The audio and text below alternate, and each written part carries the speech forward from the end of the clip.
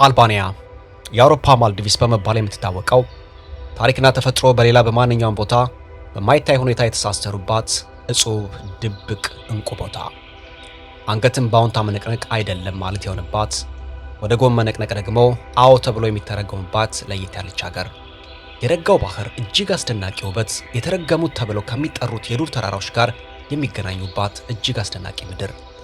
ስለ አውሮፓ የምታውቁትን ሁሉ ለጊዜው እርሱ፣ ምክንያቱም ይህ ጉዞ የነበራችሁን አመለካከት ሙሉ በሙሉ የሚቀይር ይሆናል። አልባንያ ሙሉ በሙሉ ለመረዳት በጊዜ ሂደት ወደ ተረሳው የሜዲትራኒያን ዓለም መግቢያ በር እንገባለን። ቲራና ሁሉንም ነገር በአንድ ጊዜ የምትገልጽ ከተማ አይደለችም። ብዙ ታሪኮችን በየደረጃው ትተርካለች። ከተማዋ በመጀመሪያ እይታ የወጣትነት መንፈስ፣ ንቁ እንቅስቃሴ የሚታይበት ትመስላለች። የኦቶማን መስጊዶች በኢጣሊያ ዘመን ከተገነቡ የመንግስት ህንፃዎች ጎን በዝምታ ቆመዋል። በኮሚኒስት ዘመን የተገነቡ የመኖሪያ ህንፃዎች በአንድ ወቅት ቁጥጥርንና ስርዓትን ለማንጸባረቅ ታቅደው የተሰሩ ጎዳናችን አጅበዋል። እነዚህ ተቃራኒ ነገሮች ሀገሪቱ ብትገዛም በወረራ ብትያዝምና ብትገለልም ማንነቷ ግን ፈጽሞ እንዳልጠፋ የሚያሳዩ ግዙፍ ማስረጃዎች ናቸው። በከተማዋ እምብርት ላይ ከሐውልት ይልቅ የመገናኛ ቦታ የሚመስለው የስካንደርቤርግ አደባባይ ይገኛል። የስካንደርቤርግ ሐውልት እዚህ ቆሟል። ቁመቱ ግዙፍ ባይሆንም ከስልጣን ይልቅ የጽናትና የመመከት ዝምተኛ ምልክት ሆኖ ይታያል።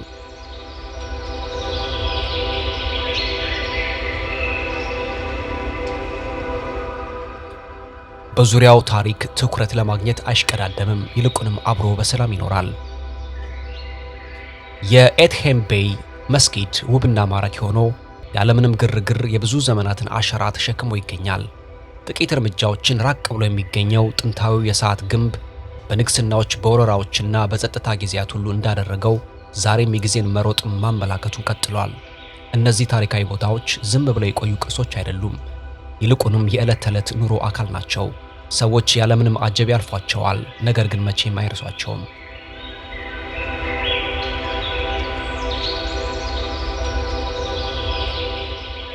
የቲራና ታሪክ ከመሬት በታችም ይቀጥላል።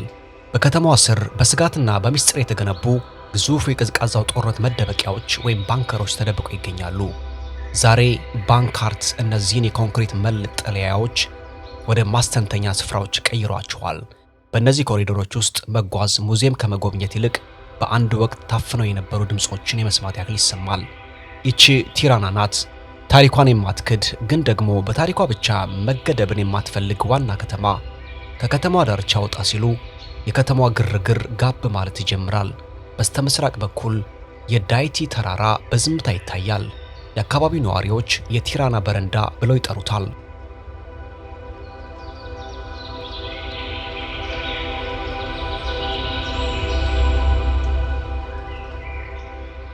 ስሙም ከቦታው ጋር ፍጹም ይስማማል። ከዚህ ሆኖ ሲመለከቱ ዋና ከተማዋ ከግርጌው ተዘርግታ ትታያለች። ሕንፃዎቹ ወደ ጥላነት ይቀየራሉ። ጫጫታውም ርቆ ወደሚሰማ ደስ የሚል ድምፅ ይለወጣል። ጉዞው በኬብል ካር ወይ ደግሞ የሰማይ ባቡር ቀስ ብሎ ይጀምራል።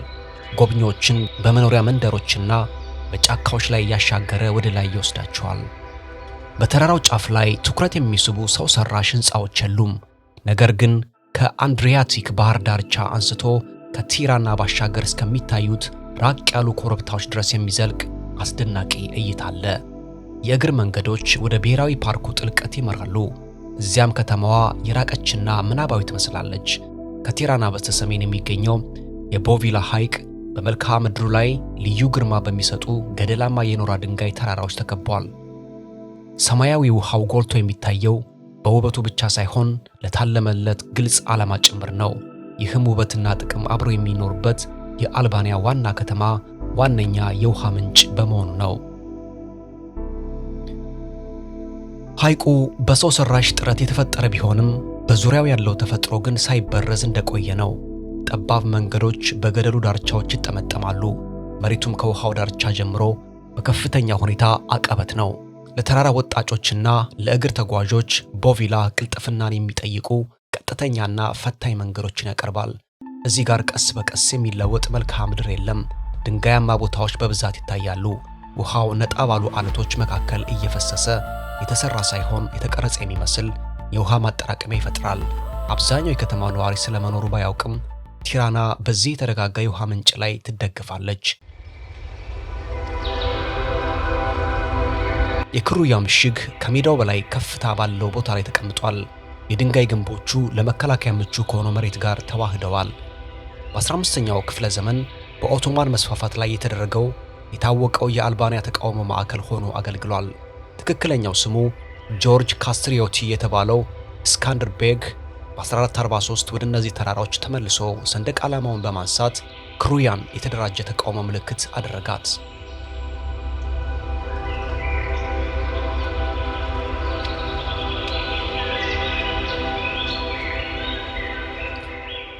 ወረራዎቹ በየተራ ይካሄዱ ነበር። በቁጥር የበዛውና የተሻለ ትጥቅ የነበረው የኦቶማን ጦር ይህንን ምሽግ ለመያዝ ደጋግሞ ቢሞክርም ለዓመታት ሳይሳካለት ቀርቷል።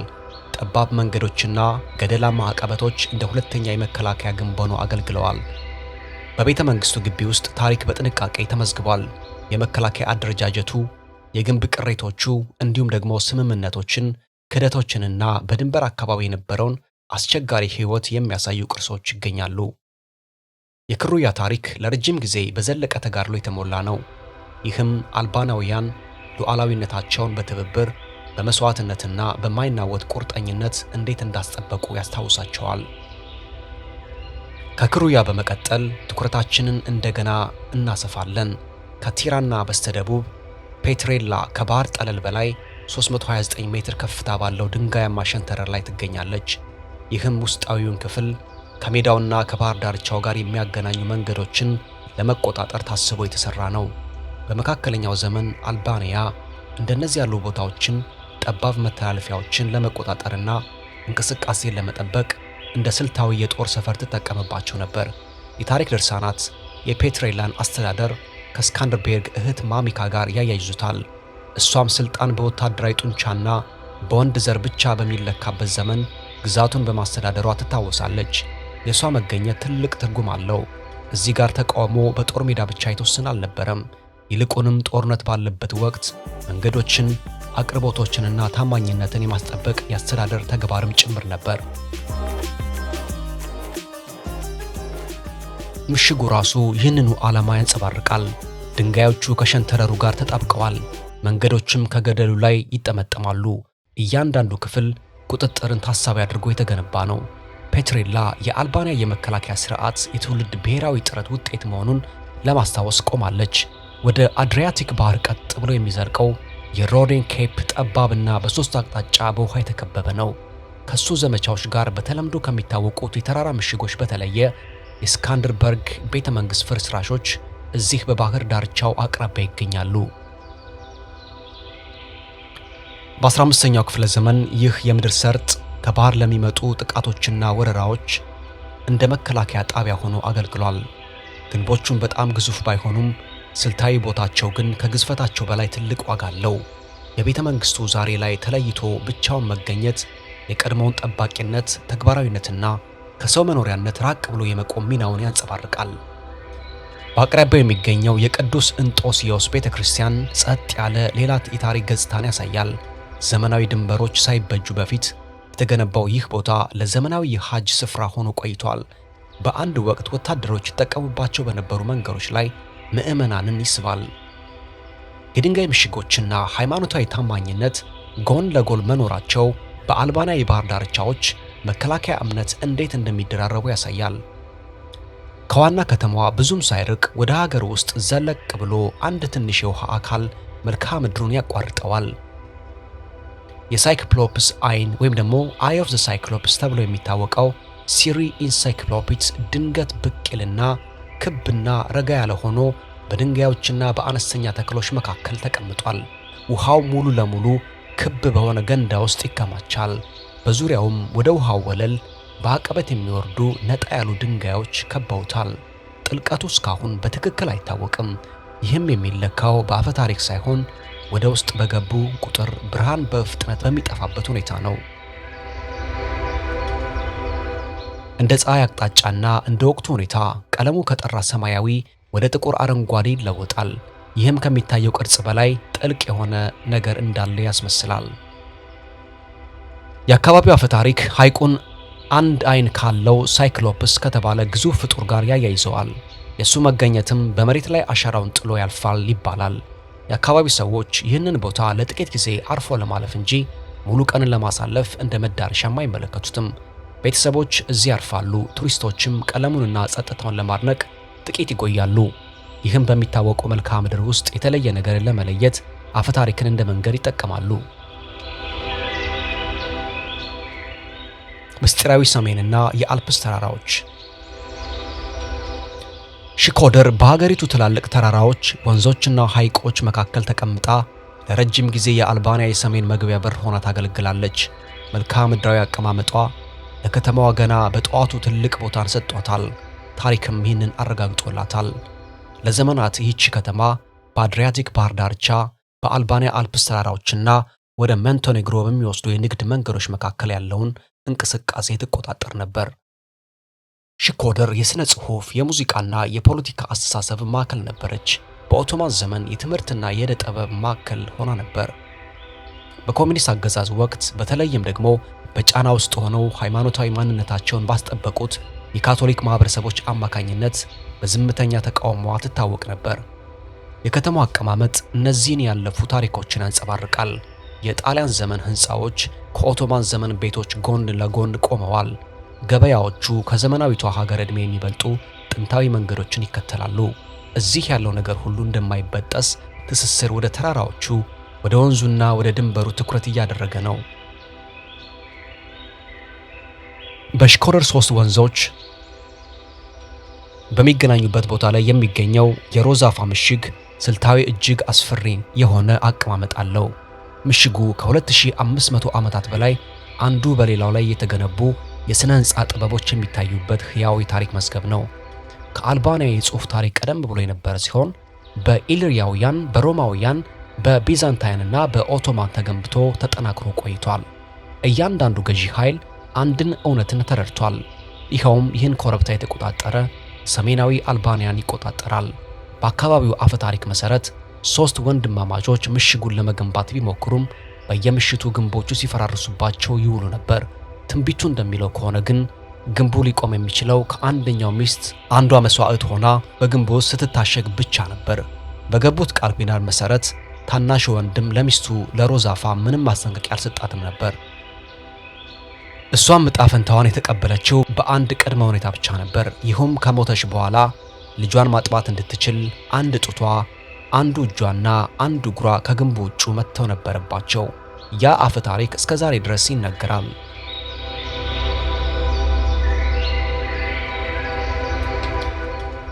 የግንቡ ክፍሎች ወጥ ያልሆኑ የድንጋይ አሰራር መስመሮችን የሚያሳዩ ሲሆን ክብና 4 ማዕዘን ቅርጽ ያላቸው ማማዎችን የያዘ ወደ 800 ሜትር የሚጠጋ ርዝመት ያለው የመከላከያ ግንብ ስርዓት አለው።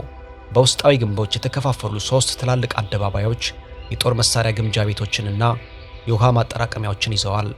በሮዛፋ ምሽግ ላይ ባለ 2 ራስ ጥቁር ንስር ያረፈበት ቀይ ሰንደቅ ዓላማ በጉልህ ስለሚታይ ችላ ሊባል አይችልም። በሰፊው ሰማይ ስር ከኮረብታው ግርጌ ካሉት የድንጋይ ንጣፎች ርቆ በግልጽ በከፍታ ላይ ይውለበለባል። ይህ ምልክት ከዘመናዊቷ የአልባንያ መንግስት ምስረታ ቀደም ብሎ በመካከለኛው ዘመን የመነጨ ሲሆን እስካንደር ቤግ በኦቶማን ግዛት ላይ ባደረገው ተቃውሞ ወቅት ከነበረው ሰንደቅ ዓላማ ጋር የተያያዘ ነው። ቀዩ ቀለም መስዋዕትነትንና ህልውናን ሲያመለክት፣ ንስሩ ደግሞ ንቃትንና ሉዓላዊነትን ይወክላል። በሰሜን አልባንያ እጅግ ስልታዊ በሆነ ቦታ ላይ የሚገኘው ይህ ሰንደቅ ዓላማ ለጌጥ ብቻ የተቀመጠ አይደለም። ጥንታዊውን ምሽግ፣ በዙሪያው ያለውን መሬትና ብሔራዊ ማንነትን የሚያስተሳስር ቀጣይነት ያለው ምልክት ነው።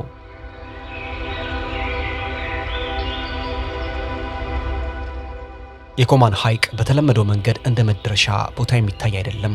ይልቁንም እሱ ራሱ ትልቅ ጉዞ ነው። ጉዞው የሚጀምረው ከውሃው ተነስቶ ወደ ላይ በተገተሩ ገደላማ የኖራ ድንጋይ ተራራዎች በታጀበ ጠባብ የውሃ መንገድ ላይ በፌሪ ትልቅ ጀልባ ቀስ ብሎ በመጓዝ ነው። በብዙ ቦታዎች ላይ በገደሎቹ መካከል ያለው ክፍተት ከመጓጓዣ መርከብ ስፋት ትንሽ ብቻ የሚበልጥ ይመስላል። ሐይቁ በ1970ዎቹ እንደ አውሮፓውያን አቆጣጠር እንደ የሃይድሮ ኤሌክትሪክ ፕሮጀክት አካል ሆኖ የተፈጠረ ነው። ከ30 ኪሎ ሜትር በላይ የሚረዝመው ይህ ሐይቅ በረጃጅም የኖራ ድንጋይ ገደሎችና በከፍታማዎቹ የአልባንያ አልፕስ ተራራዎች መካከል ይጠመጠማል። እንደ ብርሃኑና እንደ ጥልቀቱ መጠን በአረንጓዴ ወይም ደግሞ በጥቁር ሰማያዊ ቀለማት የሚታየው ውሃው ከቀዝቃዛው ተራራማ ምንጮች የሚመነጭ ነው። የውሃው መጠን ከፍ ሲል መንገዶቹ ይጠፋሉ። በምትካቸውም ጀልባዎች ሥራ ይጀምራሉ። ዛሬም ቢሆን ፌሪዎች ለነዋሪዎች የዕቃ ማጓጓዣ ዋነኛ የትራንስፖርት አማራጭ በመሆን እንደ ሕይወት መስመር ያገለግላሉ። ይህ መልክዓ ምድር ብዙ ጊዜ ከኖርዌይ ፊዮርዶች ጋር ይመሳሰላል። ነገር ግን ኮማን የበለጠ ተፈጥሯዊ ጥንታዊ ነው። በገደሎቹ ላይ የተንጠለጠሉ መንደሮች ወይም የተለዩ የመመልከቻ ቦታዎች የሉም። አልፎ አልፎ በሚታዩ ደኖችና በጠባብ የባህር ወሽመጦች ብቻ የሚያቋርጡ ቀጥ ያሉ ገደሎች መልክዓ ምድሩን ይቆጣጠሩታል። የኮማን ሐይቅ ለረጅም ጊዜ እንድትዘገዩ አይጋብዝም። ይልቁንም በጉዞ ሁሉ ሙሉ ትኩረታችሁን ይፈልጋል። ከዚያም ትልቅ ነገር እንደተሻገራችሁት የሚሰማ ስሜት ጥሎላችሁ ያልፋል።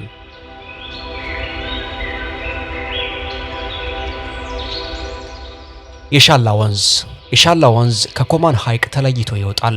ውሃውም እጅግ ጥራት ስላለው እውን አይመስልም። ቀለሙ ከባህር ዳርቻው አካባቢ ካለው ፈዘዝ ያለ ሰማያዊ በመሃል ወደ ጥቁር ሰማያዊ በፍጥነት ይለወጣል። በጥልቁ ውስጥም ሆነ ከውሃው ስር ያሉትን ለስላሳ ድንጋዮች በግልጽ ያሳያል። ለብዙ አስርት ዓመታት የዚህ ወንዝ ተጠቃሚዎች የአካባቢ ነዋሪዎች ብቻ ነበሩ። የሻላ ወንዝ በተራሮች ስር ባሉ ምንጮች አማካኝነት ዓመቱን ሙሉ ቀዝቃዛ በመሆኑ ብዙ ጊዜ ትንሿ ታይላንድ ተብሎ ይጠራል። በወንዙ ዳርቻዎች በአለቶችና በጠጠር ላይ የተገነቡ ቀላል የእንጨት መድረኮችና መጠጥ ቤቶች ይታያሉ። ኤሌክትሪክ የሚገኘው በጄኔሬተር ሲሆን ዕቃዎችም በጀልባ ይጓጓዛሉ። እዚህ ያለው ነገር ሁሉ ከበስተጀርባ ባለው ሐይቅና ከፊት ባለው የአየር ሁኔታ ላይ የተመሰረተ ነው። ከኮማን ሐይቅ ጠባብ ገደሎች በኋላ የሻላ ወንዝ ወደ ሰፊ ሸለቆ ይገባል። በውሃውና በአለቶቹ ላይ ደማቅ የብርሃን ነጸብራቆች ያርፋሉ። ወንዙ የተከለለ ቢሆንም በቀላሉ ሊደርስበት የሚችል ይመስላል። እዚህ የሚታየው እያንዳንዱ ዝርዝር ነገር የሰውን መኖርና ከተፈጥሮ ጋር ያለውን ዘላለማዊ ቁርኝት ያሳያል።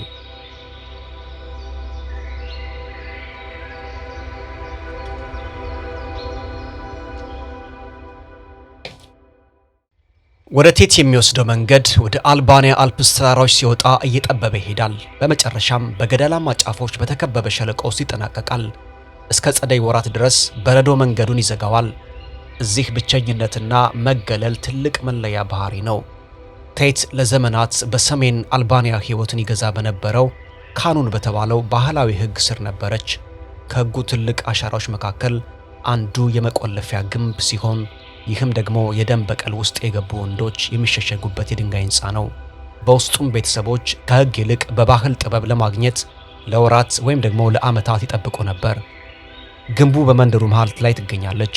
አቀማመጡ ምንም አይነት ጌጥ የሌለውና ግልጽ ቢሆንም በምስጢር የተደበቀ ግን አይደለም። በአቅራቢያው የሚገኘው የቴት ቤተክርስቲያን ሌላ የታሪክ ገጽታን ይዟል። በ19ኛው ክፍለ ዘመን መገባደጃ ላይ የተገነባው ይህ ቤተክርስቲያን በፖለቲካዊ ጫናና በብቸኝነት ውስጥ ሆነው እምነታቸውን ያስጠበቁትን የካቶሊክ ማህበረሰብን ጽናትን ያሳያል። ቤተክርስቲያኑ እንደ መሰብሰቢያ፣ እንደ መረጃ ማዕከልና እንደ ቀጣይነት ምልክት ያገለግላል። ዛሬም ቴት በነዋሪዎች ብዛት አነስተኛ ናት። የድንጋይ ቤቶችም በሸለቆች ዳርቻዎች ተሰድረው ይታያሉ።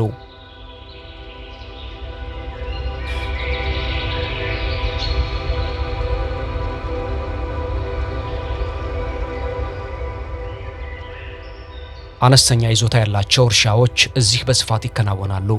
እንቅስቃሴ የሚደረገው መሬቱ በሚፈጥረው አቅጣጫ ሲሆን ሰዎችም ከተፈጥሮ ጋር ተስማምተው መኖርን ይማራሉ። የግሩናስ ፏፏቴ በመንደሩ የላይኛው ዳርቻ ላይ ይገኛል። እዚያም በዙሪያው ካሉ ተራራዎች ላይ የሚቀልጠውን በረዶ ጉልበት አግኝቶ በኖራ ድንጋዮች ገደሎች ላይ ቁልቁል ይወርዳል። ነጭ አረፋ የደፋው ውሃው በጠቆረው አለት ላይ ተንጠልጥሎ ይታያል። የአልባንያ መንግስት ይህንን ፏፏቴ ልዩ ጥበቃ በሚያስፈልገው ተፈጥሯዊ ቅርስ አድርጎ እውቅና ይሰጠዋል። ወደ ግሩናስ የሚወስደው መንገድ በሰፋፊ ሜዳዎች፣ በድንጋይ ቤቶችና በከብት ማሰማሪያዎች ውስጥ ያልፋል። ምንም አይነት የመከላከያ አጥር ወይም ደግሞ የክትትል ማማዎች የሉትም። ፏፏቴዎች በመልክዓ ምድሩ ላይ እንደ ድንበር ያገለግላሉ። ከነሱ ባሻገር ከፍታው በፍጥነት ይጨምራል። ተክሎችም እየቀነሱ ይሄዳሉ። ጥቂት ኪሎ ሜትሮች ወደ ሸለቆ ውስጥ ዘለቅ ሲሉ በጫካ መንገዶችና ወንዙን በማቋረጥ ብቻ የሚደረስበት ሰማያዊ አይን ይገኛል። የውሃው ቀለም እንደ ጥልቀቱና እንደ ብርሃኑ ሁኔታ ከፈዘዝ ያለ ወደ ጥቁር ሰማያዊነት ይለዋወጣል። ምንጩ ዓመቱን ሙሉ ቀዝቃዛ በመሆኑ ወደ ውስጥ ገብቶ ለረጅም ጊዜ ለመቆየት አስቸጋሪ ነው። አካባቢው ለልማት ለህንፃ ግንባታ አይመችም። ምንም አይነት ግንባታዎች የሉትም። በድንጋዮች የተከበበ የውሃ ገንዳና ያለማቋረጥ የሚፈስ ወንዝ ብቻ ነው የሚታየው። የሻልቦና ሸለቆ በወንዙ የላይኛው ክፍል ተዘርግቶ በአልባንያ አልፕስ ተራራዎች በውስጥ በቀላሉ ሊታለፍ የሚችል የተፈጥሮ መተላለፊያ ይፈጥራል። ገደላማ አለቶች ሸለቆውን ከበውታል። እንቅስቃሴውም በወንዙ ዳርቻ ባለችው ጠባብ የእርሻ መሬት ላይ ብቻ የተገደበ ነው። ሰፈራዎች የተመሰረቱት አነስተኛ እርሻን ለማካሄድና ለክረምት መጠለያ በሚሆኑ ገደላማ ቦታዎች ላይ ነው። ቫልቦና ከቴት ጋር በቀጥታ በሚያገናኘውና ከ1800 ሜትር ከፍታ ባለው የእግር ጉዞ መንገዱ ይታወቃል። ይህ መንገድ ከዘመናዊ ቱሪዝም በፊት ለንግድና ለወቅታዊ ፍልሰት ያገለግል ነበር። አንዴ አቀበቱ ከተጀመረ ምንም አይነት አቋራጭ ወይም ደግሞ አማራጭ መንገዶች የሉትም። ጉዞ በአካል ብቃትና በእይታ ላይ የተመሰረተ ነው። በቫልቦና ሸለቆ እምብርት ውስጥ የመሰረተ ልማት አገልግሎቶች አነስተኛ ናቸው። መንገዶች ለተወሰነው የሸለቆው ክፍል ብቻ ያገለግላሉ። የኤሌክትሪክና ሌሎችም አገልግሎቶች እንደ ሰፈራው ሁኔታ ይለያያሉ። ሕይወት እንደ አየር ሁኔታውና እንደ መዳረሻው ሁኔታ በየወቅቱ በሚለዋወጥ ውህደት ውስጥ ያልፋል። የቫልቦና ፋይዳ ከመገለሏ ይልቅ በግንኙነቷ ላይ ነው። ሸለቆዎቹን፣ ሰዎቹንና አካባቢዎቹን በመሬቱ ሁኔታ አማካኝነት ታስተሳስራለች። ቤራት በኦሱም ወንዝ ዳርቻ የተቆረቆረች ሲሆን ገደላማው መሬት ከከተማ ወደ ላይ እንድትገነባ አስገድዷታል። የከተማው አስደናቂ መለያ የሺህ መስኮቶች ከተማ መባሏ ነው። በመቶዎች የሚቆጠሩ የኦቶማን ዘመን ቤቶች ተመሳሳይ አሰራር ይከተላሉ። የታችኛው ክፍል ከድንጋይ፣ የላይኛው የመኖሪያ ክፍል ደግሞ ነጭ ሆኖ በመስኮቶች የተሞላ ነው። እነዚህ ቤተ መንግስቶች ሳይሆኑ ለኑሮ ተብለው ለጠበበ ቦታ እንዲመጥኑ ተደርገው የተሰሩ የቤተሰብ ቤቶች ናቸው።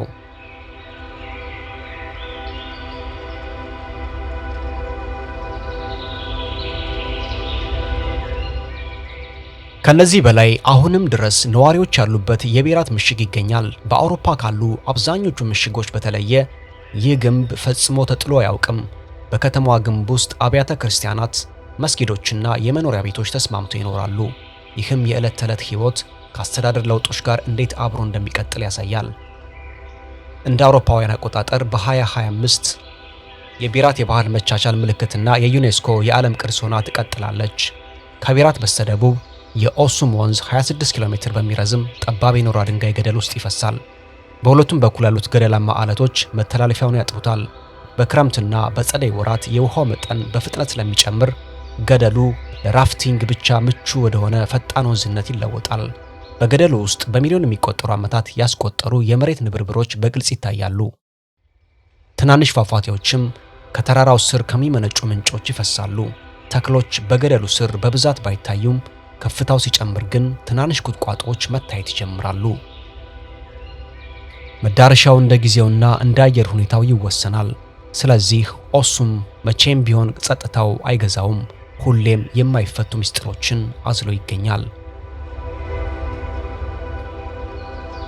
ጂሮካስትራ በደቡብ አልባንያ በገደላማ ኮረብታ ላይ ትገኛለች። ግንባታውም ሙሉ በሙሉ በሚባል ደረጃ በድንጋይ ላይ የተመሰረተ ነው። ቤቶች የተገነቡት የአየር ሁኔታንም ሆነ ጦርነትን ለመቋቋም በሚችሉ ወፍራም ግንቦች፣ ጠባብ መስኮቶችና በከባድ የድንጋይ ንጣፍ ጣሪያዎች ነው። መንገዶቹ በኮረብታማው ዳርቻ የሚጠመጠሙ ሲሆን ይህም የፍጥነት ገደብንና የታይነት ሁኔታን ይወስናሉ። ይህ የሥነ ሕንፃ የአየር ሁኔታውንና ታሪኩን ያንጸባርቃል። ወፍራም የድንጋይ ንጣፎች በረዶንና ዝናብን ይቋቋማሉ። ወፍራም ግንቦቹ ደግሞ አለመረጋጋት ባለበት ወቅት ጥበቃ ይሰጣሉ። ጠባብ መንገዶች በኮረብታማዎቹ ላይ ይጠመጠማሉ። ይህም የትራፊክ እንቅስቃሴን በመገደብ የቀድሞውን አቀማመጥ እንዳይለወጥ ያደርጋሉ። በከተማዋ በጉልህ የሚታየው የጂሮካስትራ ምሽግ በባልካን ቀጠና ካሉ ታላላቅ ምሽጎች አንዱ ነው። ለዘመናት እንደ ጦር ሰፈር፣ እንደ አስተዳደር ማዕከልና እንደ እስር ቤት አገልግሏል።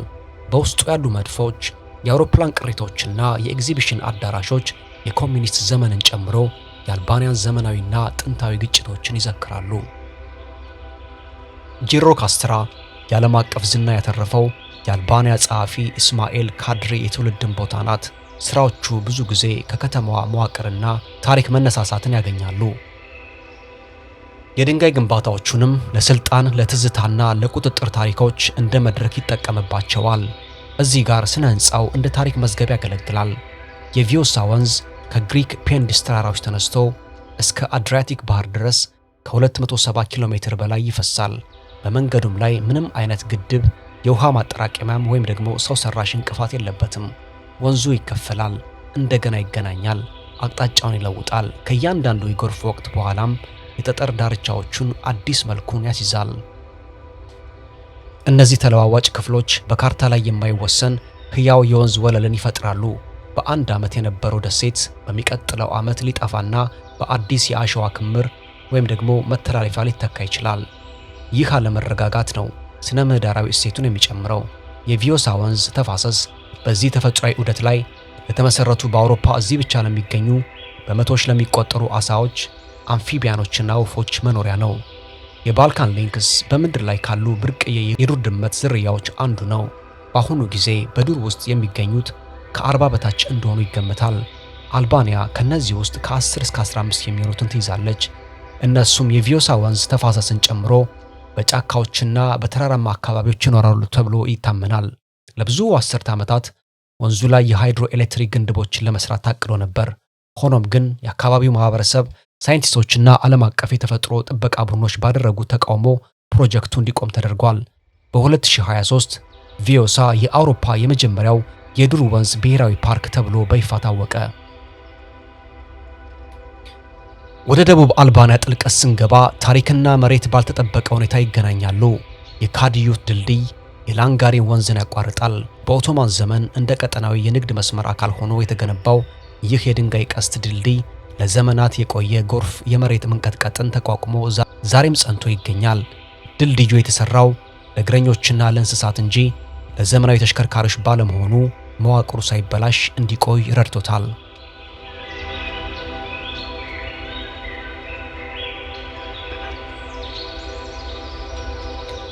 ልክ ከድልድዩ በታች ሞቃት የማዕድን ምንጮች ከወንዙ ወለልና ከድንጋያማ ዳርቻዎች በቀጥታ ይፈልቃሉ።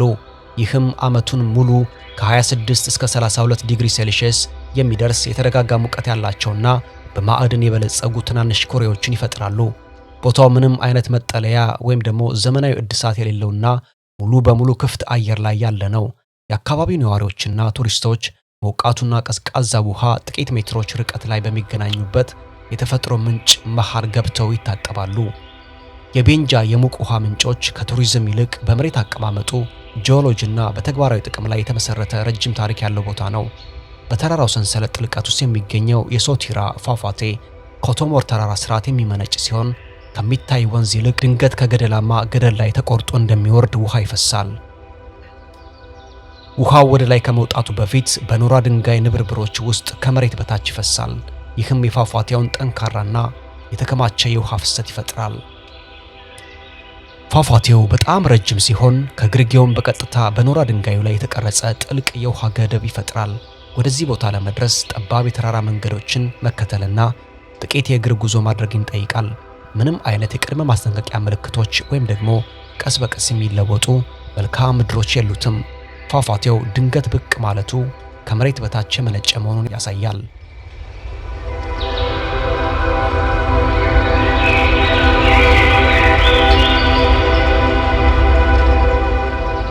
ቮስኮቢያ በአንድ ወቅት በባልካን ሀገሮች ውስጥ እጅግ አስፈላጊ ከሆኑ የባህልና የኢኮኖሚ ማዕከላት አንዷ ነበረች።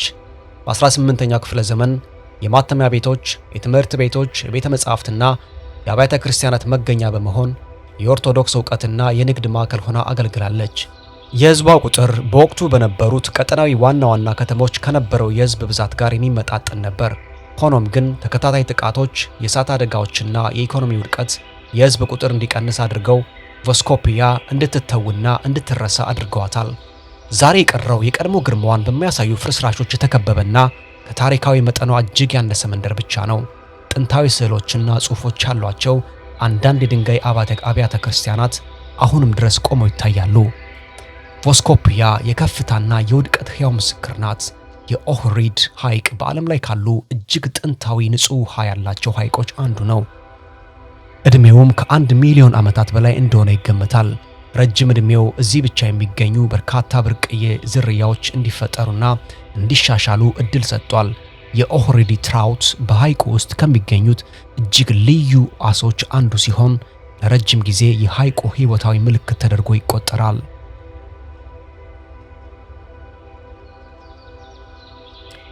ለነዚህ ጥንታዊ ውሃዎች ብቻ የተለየ የሆነው ይህ አሳ በመቶ ሺዎች ለሚቆጠሩ ዓመታት ለብቻው በመኖሩ ከሐይቁ የተረጋጋ ሙቀት፣ ጥልቀትና ልዩ የመሬት ውስጥ የውሃ ፍሰት ስርዓት ጋር ተላምዶ አድጓል።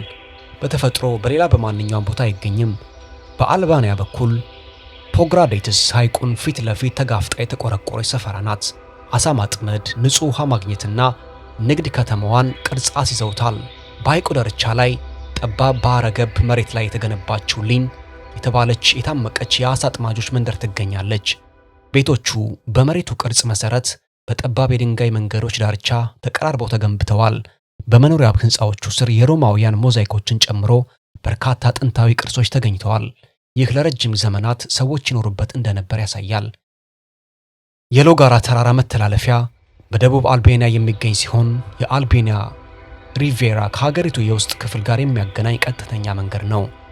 ከባህር ጠለል በላይ በ1043 ሜትር ከፍታ ላይ የሚገኘው ይህ መተላለፊያ ተራራማው መሬት ከባህር ዳርቻ ጋር የሚገናኝበት ስልታዊ ቦታ ላይ ነው። በሎጋራ የሚያልፈው መንገድ እንደ ደርሚና ሃሚራ ያሉ የባህር ዳርቻ መንደሮችን ከሀገሪቱ የውስጥ ክፍል ጋር የሚያገናኝ ዋነኛ የምድር መንገድ ነው። ይህ መንገድ የተራራውን የተፈጥሮ ቅርጽ በጥብቅ የሚከተል ሲሆን በርካታ ሹል መታጠፊያዎችንና ረጃጅም ቁልቁለቶችን ይዟል። በጉዞ ላይ ካሉ ብዙ ቦታዎች የባህር ዳርቻው ሙሉ በሙሉ ተዘርግቶ ይታያል። እንደ ደርሚ ያሉ መንደሮች ከተራራው ግርጌ ብቅ ይላሉ። በባህር ውስጥ ያሉ ደሴቶችም በዚያው እይታ ውስጥ ይታያሉ። የሎጋራ መተላለፊያ በፓይን ደኖች እና በተራራማ ቦታዎች በሚታወቀው የሎጋራ ብሔራዊ ፓርክ ውስጥ ይገኛል። በቅርብ ዓመታት ውስጥ የተገነባው የሎጋራ ዋሻ ከተራራው ስር ፈጣን አማራጭ መንገድ በመስጠት የአካባቢውን የጉዞ ሁኔታ ቀይሮታል።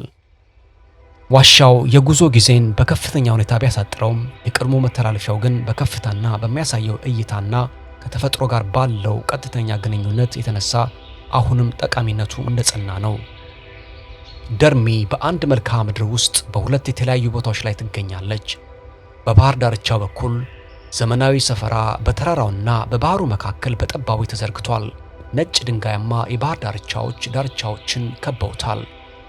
ሕንፃዎቹን ወደ መንገዶቹና ወደ ውሃ አቅጣጫ ፊታቸውን አዙረዋል። ከዚህ በላይ ደግሞ የደርሚ ጥንታዊ ከተማ አሁንም በኮረብታው ላይ ተጣብቃ ትገኛለች። መንደሩ የባህር ዳርቻው ልማት ከመጀመሩ ከብዙ መቶ ዓመታት በፊት የነበረ ነው። ቤቶቹ ከፍታው ለደህንነትና ለክትትል በሚያመችበት ቦታ ላይ ተሰባስበው ተገንብተዋል። አብያተ ክርስቲያናትና የጋራ መሰብሰቢያ ቦታዎች ሕይወት በመገለል ላይ የተመሰረተ የነበረበትን ጊዜ የሚያሳዩ የቀድሞ ማህበራዊ ማዕከላት ናቸው። የጂፔ ባህር ዳርቻ ከዋናው መንገድ ወጣ ብሎ በገደላማ ገደል መጨረሻ ላይ ይገኛል። መዳረሻው በጣም የተገደበ ነው። ዳርቻው ላይ ለመድረስ በገደሉ ውስጥ በእግር መጓዝ ወይም ደግሞ በጀልባ መምጣት ያስፈልጋል። ይህም ቦታው ለረጅም ጊዜ ተፈጥሯዊነቱን ጠብቆ እንዲቆይ አድርጎታል። በሁለቱም በኩል ያሉት ገደላማ አለቶች በየወቅቱ በሚፈሱት ምንጮች የተፈጠረውን አንድ መተላለፊያ ይከተላሉ። ተክሎቹ በአለቶቹ ስንጥቅ ውስጥ ብቻ ይበቅላሉ። ዳርቻው በጣም ትንሽና የተገለለ ነው። ለግንባታ የሚሆን ቦታ የለውም። ያለው ቢሆን ጊዜያዊ ነው። ጂፔ አሁንም በትልቅነቱ ሳይሆን ለመድረስ በሚጠይቀው ጥረትና ተፈጥሯዊነቱ ይገለጻል። የፖርቶ ፖለሬማን ምሽግ በደቡባዊ ቪሬቨራ በሚገኝ ትንሽ ባህረ ገብ መሬት ላይ ተቀምጧል። በ19ኛው ክፍለ ዘመን መጀመሪያ ላይ በአሊ ፓሻ ዘመን የተገነባው የምሽግ የባህር ዳርቻ ቁጥጥር ማለት የመሬትና የባህርን የበላይነት ማለት በነበረበት ወቅት የተሰራ ነው። ባለ 3 ማዕዘን ቅርጽ ያለው አሰራሩ በትንሽ መዋቅር ብቻ አቅጣጫዎችን ለመቆጣጠር ያስችላል። የምሽጉ ቦታ ሆን ተብሎ የተመረጠ ነው። በሁሉም አቅጣጫ ማለት ይቻላል በውሃ የተከበበ በመሆኑ ከየብስ ጋር ያለውን ግንኙነት ሳይበጥስ ራሱን እንዲከላከል ይረዳዋል። ምሽጉ የተሰራው ለምቾት ሳይሆን ጥቃትን ለመመከት ነው። አሊ ፓሻ ይህንን ምሽግ በቀጠናው ለነበረው ግዙፍ የመከላከያ መረብ እንደ አንድ አካል ተጠቅሞበታል። ዛሬም ላይ ምሽጉ ሳይለወጥ ቆሟል።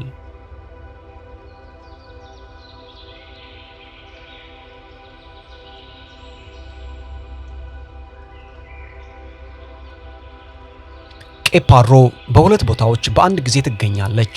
ከፍ ብሎ በሚገኘው ኮረብታ ላይ ጥንታዊ መንደር ተጥሎ ይገኛል። የድንጋይ ቤቶቹ ጣሪያ የላቸውም። ግንቦቹ ተጋልጠዋል። መንገዶቹም በዛፎች ተሸፍነዋል። በአንድ ወቅት ለደህንነትና ለመገለል ተብሎ የተገነባ የህይወት ማዕከል ነበር። በታችኛው ክፍል ለባህሩ ቅርብ በሆነ ቦታ አዲሱ ቀይ ፓሮ ተመስርቷል። ዘመናዊ ቤቶች ባህሩን ፊት ለፊት ተጋፍጠው ተሰድረዋል። እዚህ መንቀሳቀስ በጣም ቀላል ነው። መንገዶቹም ቀጥታ ወደ ባህሩ ይወስዳሉ። የህይወት ዘይቤው የተለየ ነው። ለሺዎች ቱሪስቶች መዳረሻ የሆነ ቦታ የላይኛውን ቀይ ፓሮ መጎብኘት በጊዜ ውስጥ እንደቆመ ስፍራ መጓዝ ነው። ከተማዋ ታሪኳን በአቀማመጧ ትናገራለች። ሳራንዳ ከኮርፉ ደሴት ማዶ ባለጠመዝማዛ የባህር ወሽመጥ ላይ ትገኛለች። በቀን ውስጥ ከተማዋ በኮረብታዎች ላይ በተሰደሩ ህንፃዎችና በጀልባዎች እንቅስቃሴ ትጨናነቃለች። ሌሊት ሲመጣ ሳራንድራ ትለዋወጣለች። በባህር ዳርቻው ላይ ያሉ ካፌዎችና ምግብ ቤቶች ይደምቃሉ። መብራቶችም ወሽመጡን ያበሩታል።